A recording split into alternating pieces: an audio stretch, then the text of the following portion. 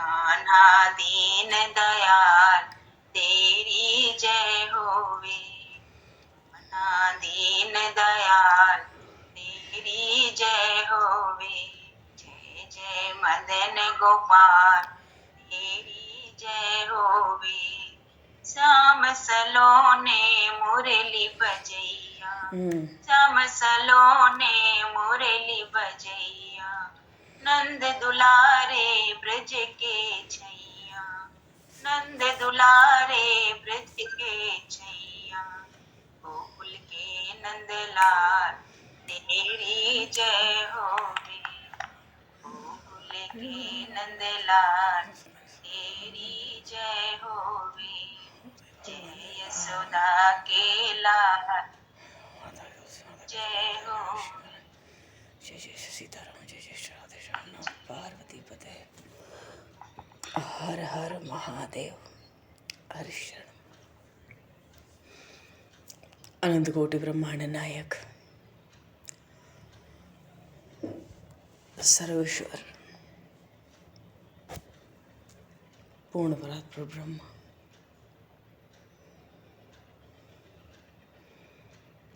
असंख्य कल्याण गुण गणले, भक्तवांक्षा कल्पतरु, शरणागत वत्सल, भक्त वत्सल, दीनबंधु दया सिंधु, भगवान श्री राधा माधव की असीम कृपा करना से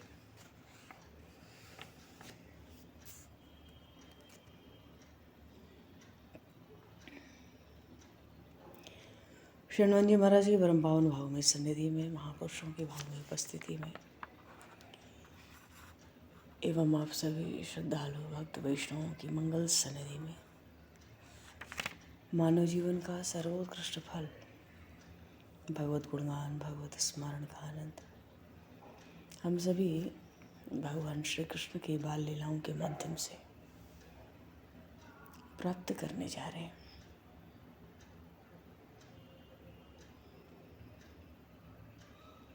सर्वप्रथम आप सभी भक्तजनों के श्री चरणों में भगवत भाव से सादर वंदन, सादर नमन।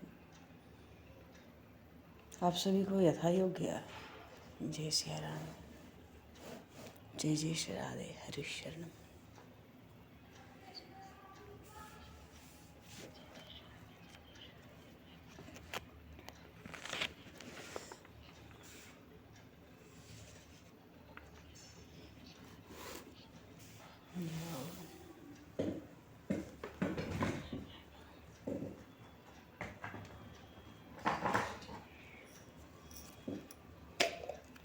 वंशी विभूषितकरान्नवनीरदाभात् पीताम्बराधरुणबिम्बफलाधरोष्ठात्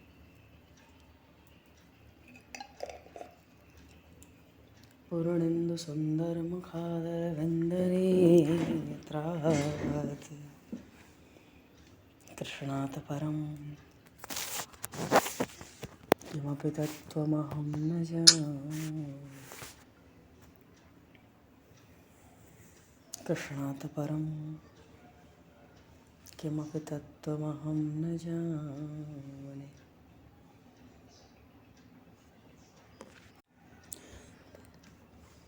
पूर्व प्रसंग में उन नंदनंदन श्याम सुंदर ने वंशी वादन आरंभ किया और भगवान का जो वेणु गीत है, वंशी वादन, इसकी अनेकों नेक लीलाएं हैं।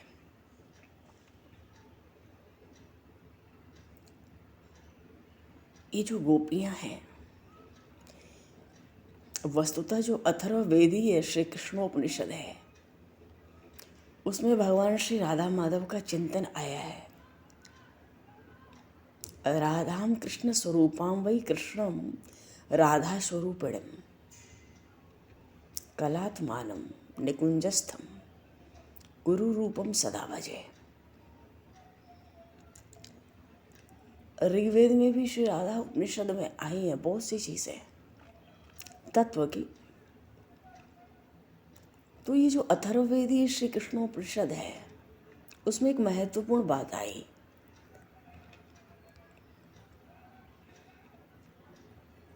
कि सच्चिदानंद स्वरूप सर्वांग सुंदर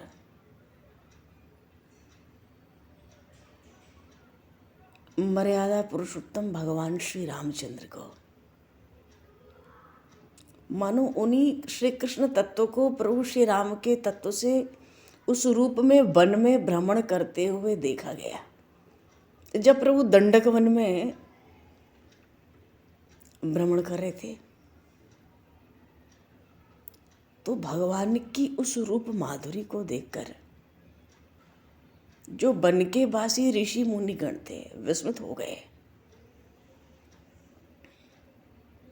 और उन मर्यादा पुरुषोत्तम श्री राम से कहा, हे प्रभु, हमें तो आपके आलिंगन की उत्कंठा है।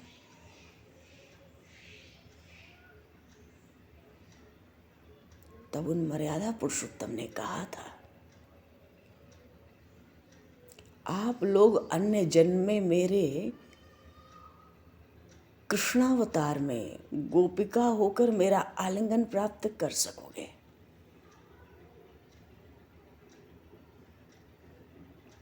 ये भी एक कारण था कि कृष्णावतार भगवान का होता। उससे पूर्व देवताओं से भगवान ने उन्हें पृथ्वी पर अवतरण होने के लिए कहा, तो इन देवताओं ने भगवान से कहा था कि प्रभु, हे भगवान, हम देवता हैं, पृथ्वी पर जन्म लें तो हमारे लिए बड़ी निंदा की बात हो जाएगी, परंतु आपकी आज्ञा है, तो हमें तो जन्म लेना ही है। अब फिर भी प्रभु आपसे इतनी प्रार्थना है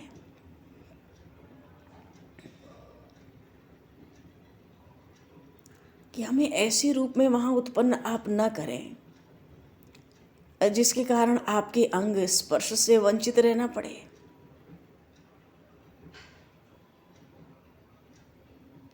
ऐसा मनुष्य बन के तो हम में से कोई शरीर धारण करना नहीं चाहेगा। देवताओं ने कहा प्रभु से, तो आप ऐसी कृपा करें, ऐसा शरीर दें कि आपके श्रीअंग का स्पर्श का अवसर मिल जाए। भगवान ने कहा, देवताओं, मैं तुम्हें अंग स्पर्श का अवसर दूंगा, तुम्हारे ये जो वचन है इनको मैं अवश्य पूरा करूंगा। अब तो सब देवता प्रसन्न हो गए आश्वासन पाके। अब क्या पूछना है? अंग स्पर्श का अर्थ होता है ब्रह्म संबंध। सब देवता कृतार्थ हो गए। तो भगवान का जो परमानंदमय अंश है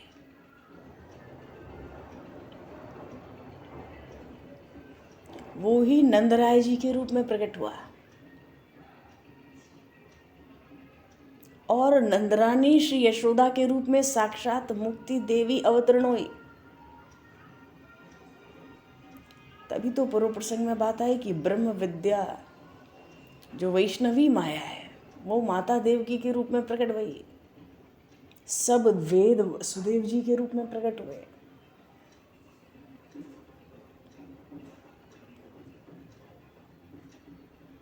वेदों के तात्पर्य भगवान अनंत, भगवान श्री कृष्ण इस तरह से यदुवंश में भगवान ने अवतार लिया।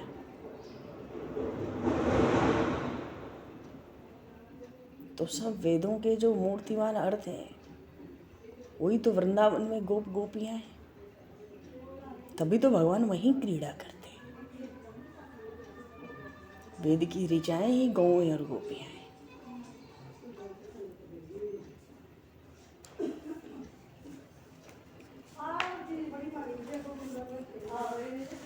कहने का भाव है आगे जो लीला क्रम है वो अभी तो भगवान ने वत्सचारण आरंभ किया है, अभी तो वही संस्कार हुआ, मानो एक नई परंपरा चली। कन्हैया बड़ा हठी है।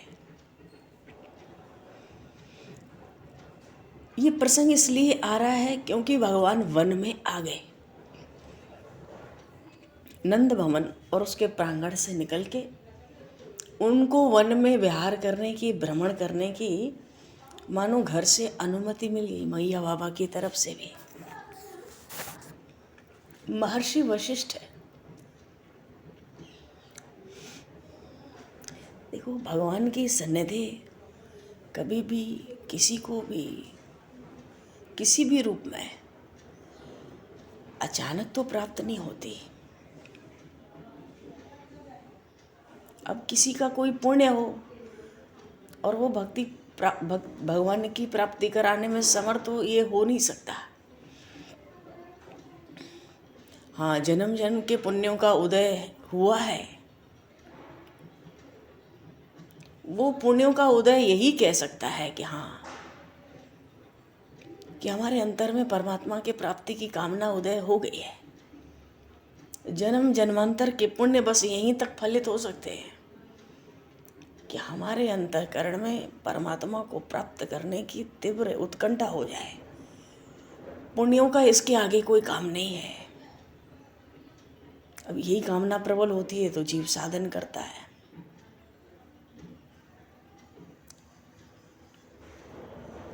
धीरे धीरे वो प्रीति में, प्रेम में, भगवत प्रेम में बदलने लगता है। जीवन धन्य हो जाता है जीव का। क्योंकि जब प्रेम हो जाता है तो जगदीश्वर भगवान भी उस जीव को अपने बिना तो रह नहीं सकते। जिस हृदय में भक्ति महारानी का प्रकाश आ जाए, वहाँ आए बिना भगवान कैसे रह सकते हैं। भाई, भगवान का स्वरूप ही प्रेम का है, तो वो परमात्मा प्रेम से अलग कैसे रह सकता है। एक उपाय और है, केवल एक उपाय परमात्मा की प्राप्ति का। वो ये है कि किसी भगवान के भक्तजन का सानिध्य प्राप्त हो जाए, हरि के निज जन का। वो भगवत भक्त सानिध्य कहें, संत सानिध्य कहें। महर्षि वशिष्ठ को वो प्राप्त हुआ था। अब कैसे, कहाँ हुआ, अभी ये प्रश्न नहीं है। अब अग्नि में कोई लकड़ी पड़े तो भाई समिधा के रूप में तो हो ही जाएगा। अग्नि में जो जाएगा वो अग्नि रूप हो जाएगा। तो जब भक्तों के भगवान अपने हो जाते हैं तो भक्त भी भगवान से अभिन्न हो जाते हैं। भगवान से मिलने का अर्थ क्या है? भगवान स्वयं प्राप्त हो गए। अच्छा, जो असुर होते हैं ना, उनको ये साधन सरल लगता है। अब जीव भी तो अपने स्वभाव के आगे विवश रहता है। असुरों में राजस तामस प्रधान है, साधना तो संभव होगी नहीं। अब ये असुरों का कोई अपराध थोड़ा ही है। अपनी प्रकृति के वश में भगवान ने उनको ऐसी प्रकृति दी है। इसी कारण वो वेदों के, देवताओं के, साधुओं के, गऊ के, पृथ्वी के विरोधी बन जाते हैं।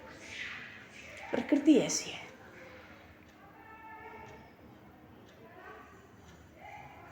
विरोधी बनते हैं तो जो द्वेष होता है वो तरह तरह के अन्याय, अनाचार, अपराध में उनको लगा देता है और फिर वहीं घूम फिर के उनके उद्धार का उपाय भी बन जाता है। क्यों? महात्माओं का अपराध करेंगे, श्राप मिलेगा, फिर पीछे श्राप से मुक्ति होगी। भाई, जो सत्पुरुष हैं वो श्राप दे के प्रसन्न तो होते नहीं। कोई कष्ट हो जाता है उसके आवेश में दे देते हैं। महर्षि वशिष्ठ ने कभी क्रोध करके राजा निमि को श्राप दिया था। निमि वंश से ही मिथिला प्रकट हुआ। मिथिला में निमि वंश ही है। इन्हीं राजा निमि के कारण तो वो विदेह वंश कहलाता है। सब राजा विदेह और जनक कहलाते हैं। उनका नाम कुछ भी हो।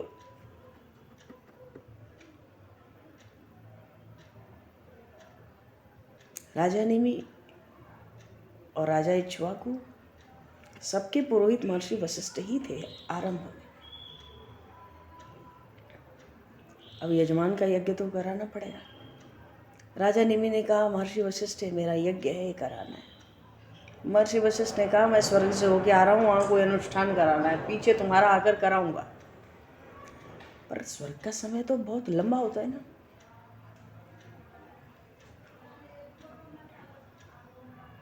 वहाँ तो 1 घंटा बीते तो यहाँ न जाने कितने महीने बीते जाए। राजा नेमि ने कोई दूसरा पुरोहित वर्ण कर लिया, भाई कराना है, जीवन का क्या भरोसा। तो लौटकर महर्षि वशिष्ठ को अच्छा नहीं लगा। क्यों? यजमान मेरा था, दूसरा पंडित कैसे कर लिया, श्राप दे दिया। कथा बहुत लंबी है, बहुत संक्षेप भी। राजा नेमि ने भी उलट के महर्षि वशिष्ठ को श्राप दे दिया था।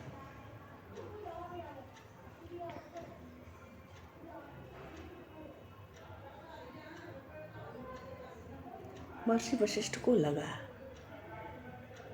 पीछे से पश्चाताप वाले महात्मा है, महापुरुष है, मैं श्राप का पात्र था।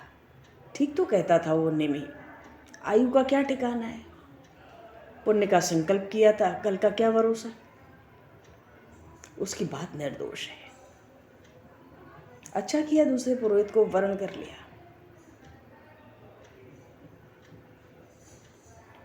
देखो महाराज नेमि ज्ञानी तो थे, भगवान के भक्त भी थे। भगवान के भक्त हैं, ये बात महर्षि वशिष्ठ को पता नहीं थी समय पर।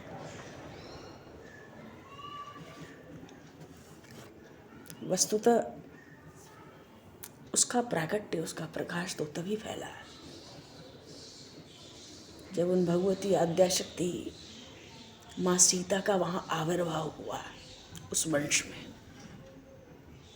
लेकिन कुछ भी कहो, महर्षि वशिष्ठ को लगता था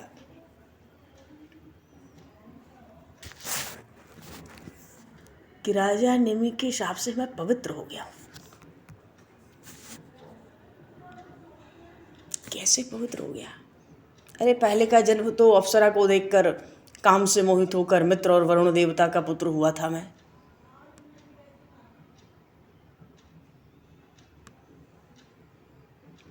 और कहाँ श्राप मिलने के बाद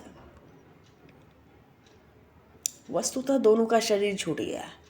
तो राजा नेमि ने तो शरीर धारण किया नहीं, वो विदेह रहे, तो विदेह कहलाए सब उस वंश में। पर महर्षि वशिष्ठ ने वो शरीर छोड़ दिया। ब्रह्मा जी ने के प्राण से उत्पन्न हुए। ब्रह्मा जी ने आग्रह किया कि अयोध्या के राजकुल का पुरोहित बन जाओ। अरे मर्यादा पुरुषोत्तम ने जब अवतार धारण किया, प्रभु ने गुरु होने का गौरव मिला, पीछे सप्तऋषि मंडल में स्थान मिला, अपनी धर्म पत्नी माता अरुंधति के साथ। तो महर्षि वशिष्ठ को लगा ये सब मेरे कर्मों का फल तो नहीं हो सकता, ये मेरे साधन का भी कोई फल नहीं हो सकता।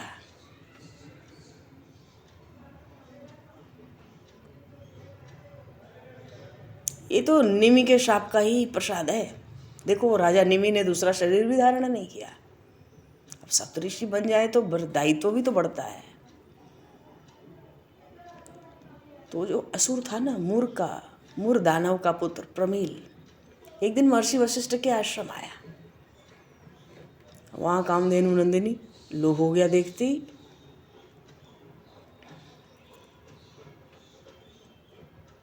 अब इसी नंदिनी के पीछे विश्वामित्र जी से भी कभी बड़ा विरोध हुआ था। अरे असुर के मन में लोभ जगा नंदिनी को देख के। कामधेनु की कन्या है ये, समुद्र मंथन से जो प्रकट हुई थी कामधेनु, उनकी कन्या है, उनकी पुत्री है नंदिनी, महर्षि वशिष्ठ पे। तो असुर के मन में लोभ आए, ठीक है। आश्चर्य तो ये है कि अस्त्र बल तप की शक्ति क्या नहीं था गादी नंदन पे, उनमें भी लोभ हो गया था इसके कारण, तभी तो विरोध हुआ था कभी। तब विश्वामित्र जी क्षत्रिय थे। चलो, असुर है तो छल ही करेगा। ब्राह्मण बन के आया महर्षि वशिष्ठ पे, कहता है मैं अकिंचन दरिद्र ब्राह्मण हूँ, आपकी ये जो कामधेनु नंदिनी है ना, इसको चाहता हूँ, मैं अपने परिवार का पालन कर लूँगा सुखपूर्वक, और मैं अपना साधन भजन करूँगा एक तरफ। आप तो धर्मज्ञ ब्रह्मपुत्र है, अतिथि को निराश नहीं करेंगे, इसी आशा से बड़ी दूर से चल के आया हूँ। था असुर, मूर्धानव का पुत्र, और ब्राह्मण बन के। महर्षि वशिष्ठ को ध्यान करके कुछ जानने की आवश्यकता नहीं थी।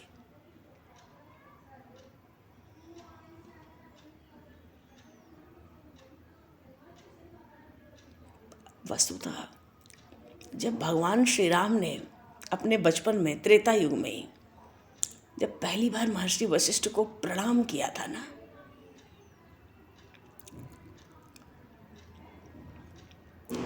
उस प्रणाम में ही ऐसी दक्षिणा देती थी महर्षि वशिष्ठ को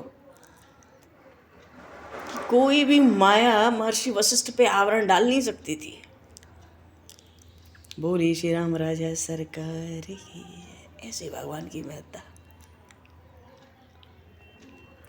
भाव है कि महर्षि वशिष्ठ को तो बिल्कुल असुर दिख ही रहा था। अब ब्राह्मण बन के आया है, साफ साफ कैसे कह दे। तब तक वो जो नंदिनी थी ना, वो बात सुन रही थी, उसने तो 2 क्षण का अवसर भी नहीं दिया महर्षि वशिष्ठ को सोचने का कुछ, उसने श्राप दे दिया।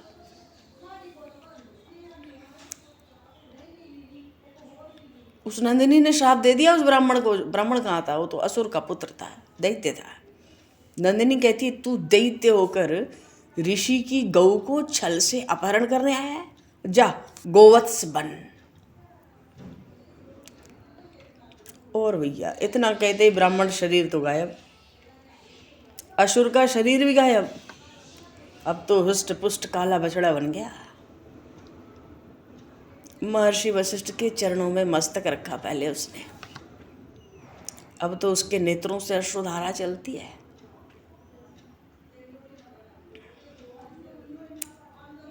कोई भी पाप करें उसके लिए बड़ा अनुताप हो जाए हृदय में, तो शास्त्र कहता है उसका प्रायश्चित हो जाता है, तो दोबारा ऐसा अपराध न बने, और खूब अनुताप हो जाए उसके लिए। अब भैया नंदिनी ने श्राप तो दे दिया, पर कितने समय गोवत्स बना रहेगा ये, इसका तो कुछ पता नहीं।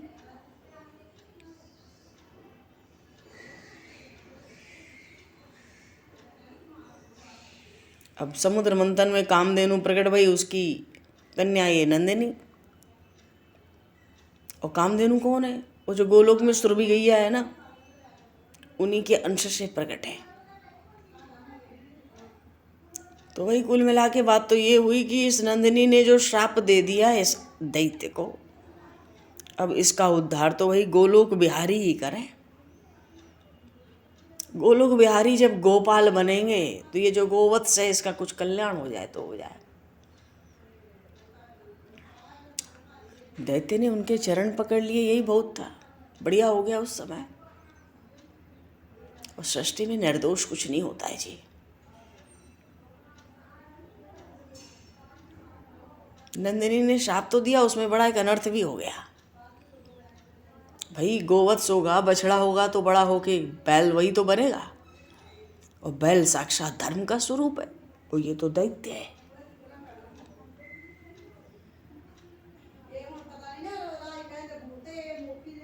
तो जो बछड़ा होता है वो तो विश्वास का रूप होता है, और जब विश्वास दृढ़ हो जाता है, बछड़ा बड़ा हो जाता है, तो वो धर्म बन जाता है, वृषभ। तभी तो भगवान शंकर वृषभ पे चलते हैं। मानो लोग तो समझेंगे कि भाई ये विश्वास और धर्म का प्रतीक है, बछड़ा है या बैल है, पर इसके अंदर तो आसुर भाव होगा। दिखेगा धर्म और विश्वास का प्रतीक, और पीछे इसके अंदर होगा आसुरी भाव, तो चलेगा ना लोगों को। तो भाई चलो ये आसुर विश्वास का विनाश भी श्री कृष्ण स्वयं करें तो बढ़िया है। क्यों, पूरी कहानी ये गोलोक बिहारी की ही है। अब कामधेनु हो चाहे नंदिनी हो या सुरभि हो, वहीं से प्रकट है ये परंपरा। अब वही संभालें इस श्राप को। ये भी तो है कि नंदिनी का श्राप है तो उस बछड़े का उद्धार उन गोपाल को ही करना चाहिए। ये सब सोच करके 2 क्षण में महर्षि वशिष्ठ ने उस असुर से कहा, अब तो वत्स बन चुका था, गौ वत्स, बछड़ा काला। महर्षि ने कहा, वत्स तुम प्रतीक्षा करो कुछ दिन, जब द्वापर युग का अंत होगा, अंत आएगा, तो ये गोलोक के जो ईश्वर हैं, गोलोक विहारी, ब्रज में जब गोपाल बनेंगे ना तो तुम्हारा उद्धार कर देंगे। पर भीतर से महर्षि वशिष्ठ सोचते हैं, भाई कहने को तो मैंने कह दिया, क्या भगवान श्री कृष्ण से पूछ के कहा? नहीं, कहने को तो मैंने कह दिया, मेरे इष्ट तो वो मेरे मर्यादा पुरुषोत्तम श्री राम है, मैंने जो उसको आशीर्वाद दे दिया है, अब उस आशीर्वाद का सम्मान तो मेरे मर्यादा पुरुषोत्तम को ही रखना है।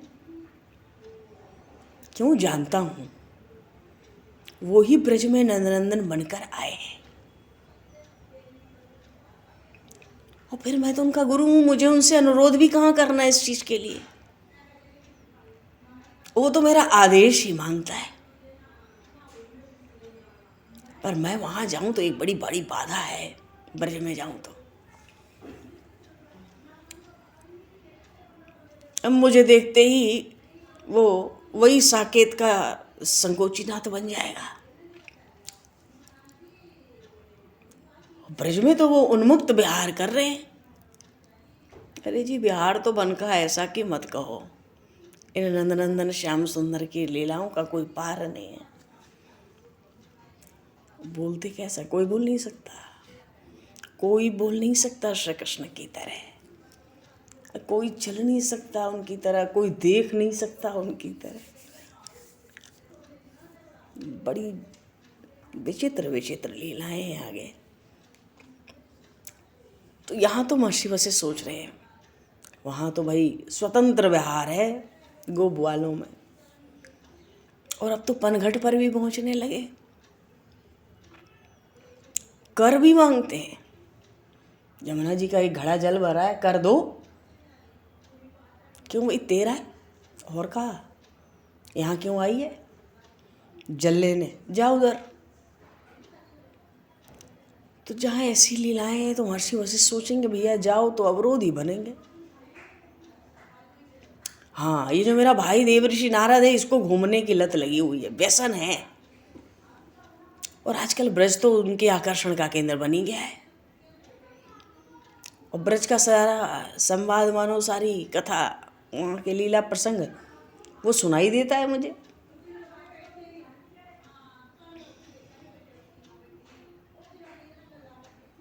और आज ही देवर्षि नारद ने महर्षि वशिष्ठ को सुनाया।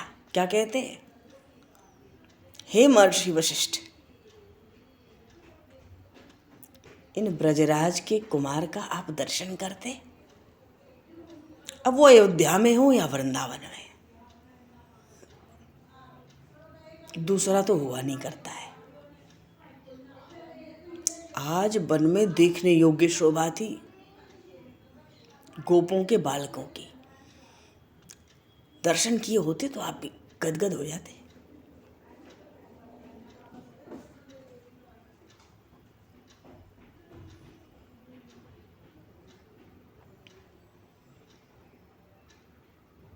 आप तो कहते थे ना कि अयोध्या में जब वो खेला करते थे सखाओं के संग, तो वो श्री राम सखाओं को विजयी बनाते थे और स्वयं हार जाते थे।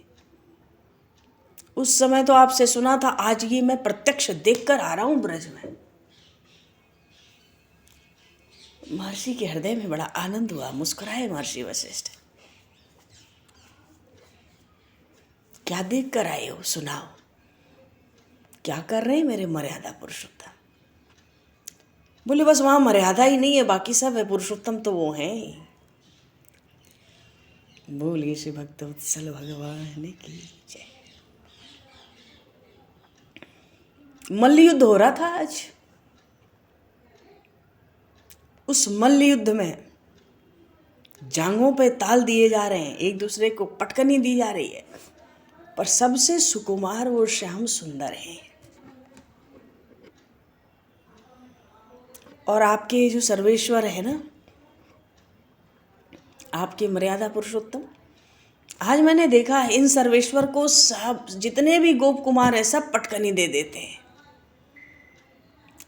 इनको पटक पटक के बड़े उत्साह से उठ जाते हैं, फिर ताल देते हैं जंघाओं पे। और जब ये गिर के उठते हैं तो उनसे भी ज़्यादा उत्साह में उठते हैं, उठकर उनसे भी बढ़िया ताल ठोंकते हैं अपनी जंघाओं पर और कहते हैं आजा, अब की बार तुझे अवश्य पटक दूंगा, आ।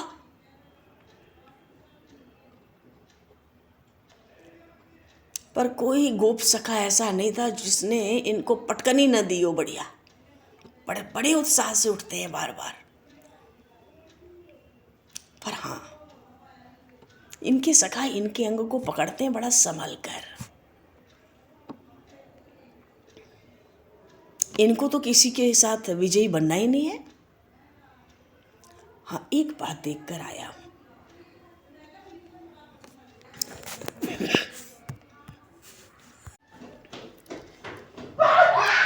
इस बार इनके अंदर कुछ नटखटपना आ गया है।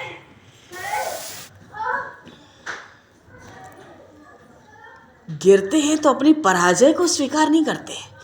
गिरते सबसे हैं, पटकनी सबकी लग रही है, पर पराजय नहीं मानते।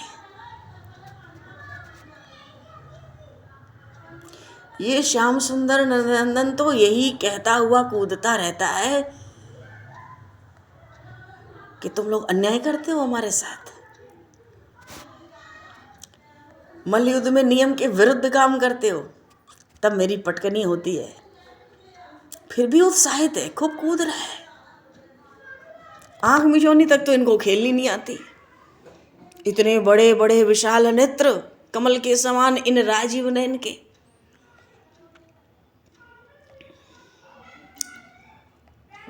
इतने विशाल नेत्र, मर्सी सच सच बताओ, क्या कोई गोप सखा इनको अपनी हथेलियों से इनकी आंख को ढक सकता है?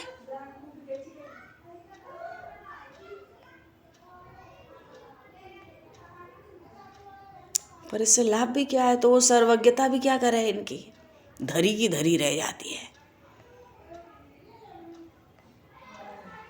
आंख मिचौनी खेलेंगे, पर दाऊ को छूना नहीं है, तोक को छूना नहीं है, अंशु को भी नहीं छुएंगे,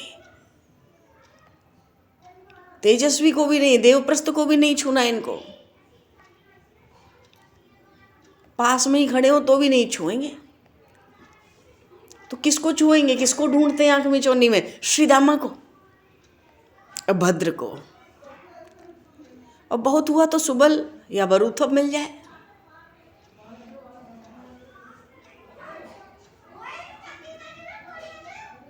अब अर्जुन अपने से, ऋषभ अपने से, विशाल अपने से सहायता न करें,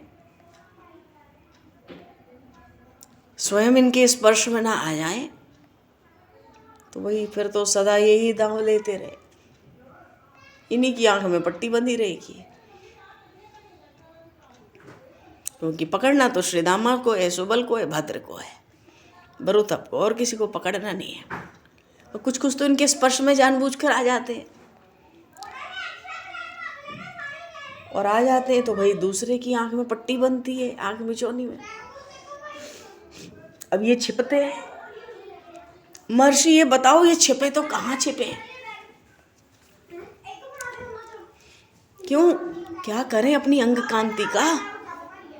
चम चम, जो अंधेरे में भी मणियों की तरह चमकता है, वो कहाँ छिपेगा? जहां छिपेंगे सारे मोर वहीं आ जाते हैं और पुकारने लगते हैं, ध्वनि करने लगते हैं। भौरे वहीं पहुंच जाएंगे, बंदर वहीं पहुंच जाएंगे, खरगोश वहीं, सब पक्षी उधर ही जाएंगे। अब बेचारे छिप भी तो नहीं सकते।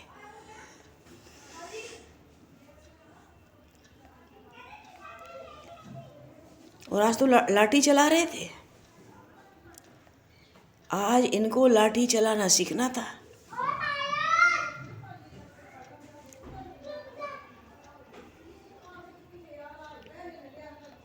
भद्र ने हाथ में लाठी दे दी इनके। लाठी देके भद्र ने कहा मुझे मार। कन्हैया मैं मार। मैं इतना सुनते ही कि भद्र मेरे हाथ में लठ दे के कहता है मुझे मार, इन्होंने तो अपनी वो लाठी फेंक दी और फूट फूट कर रोने लगे। उस भद्र के कंठ से जाके चिपक गए।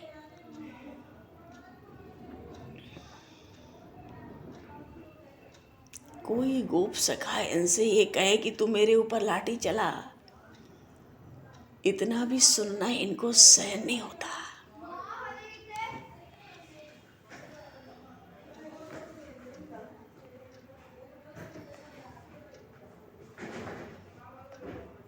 भाई भद्र तो चौंक गया। अरे तू रोता क्यों है? पुचकारने लगा भद्र, तू रोता क्यों है?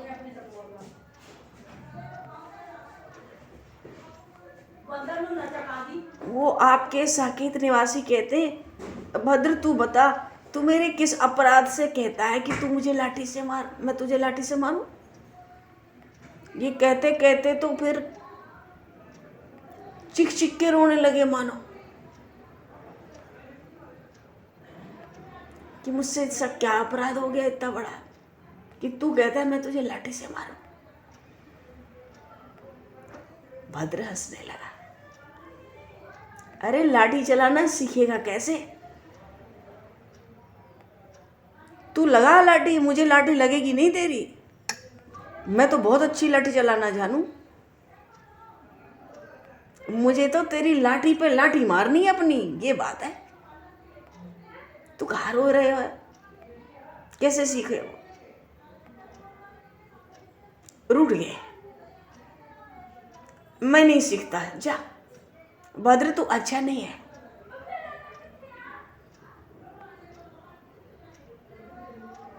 तू अच्छा नहीं है, मैं नहीं सीखता।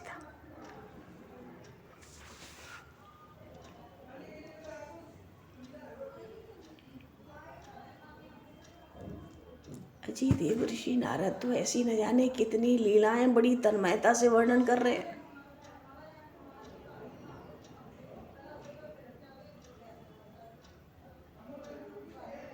और महर्षि वशिष्ठ श्रवण कर रहे हैं। बोलिए श्री नंदन श्याम सुंदर भगवान की जय।